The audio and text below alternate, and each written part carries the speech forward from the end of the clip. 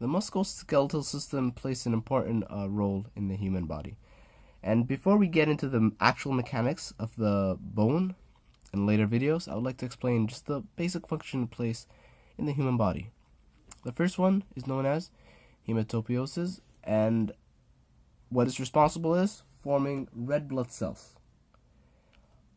So quickly getting into the anatomy of the bone, this is a typical long bone over here. It's all of this, the orange and the green are bones, and in it there is this yellow marrow, and this is where these are where these are where cells are stored, and it's through these marrows that blood cells can specialize. The cells can specialize into red blood cells. I didn't show it here, but it's actually blood vessels and veins and the lymphatic nodes entering here and supplying blood, nutrients, and likes. The trabecular bone is also known as spongy bone over here, and it's a lot more porous, a lot more softer than the cortical bone, which is this outer bone over here. And this forms like the rigid structure of it and provides it strength and durability. The second main function of bones are mineral storage. So bones are actually made up of calcium hydroxide and calcium hydroxide.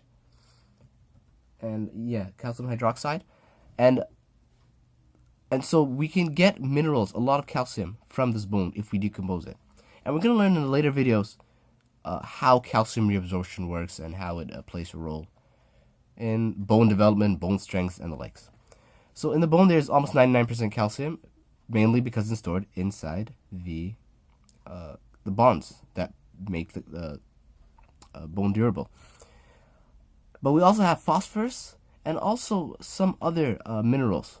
But these two are the main minerals that the body actually needs, like not just for strength, but the body actually needs for function. And we see that 99% of calcium is in the bone, 85% of phosphorus is in the bone. And so we can really see now the musculoskeletal system does play a role in storing mineral. It also stores some fats within the bone, which is quite a function, but not that as important as calcium and phosphorus storing those minerals. The third one, which we would logically assume, is provide protection. The bones provide protection to organs. And these are more visible, these can more clearly be seen in the actual skeleton, where they protect here. There's a rib cage, and it protects the lung, the heart, kidney, and the legs. And what they're meant to do is absorb impact energy.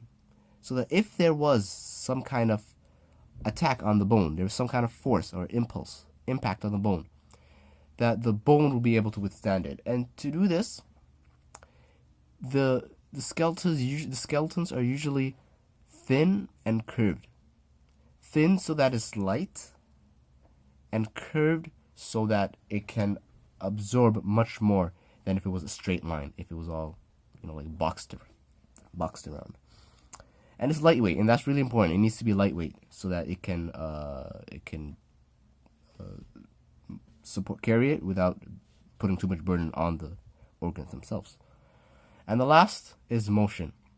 And this is mainly done by the muscles.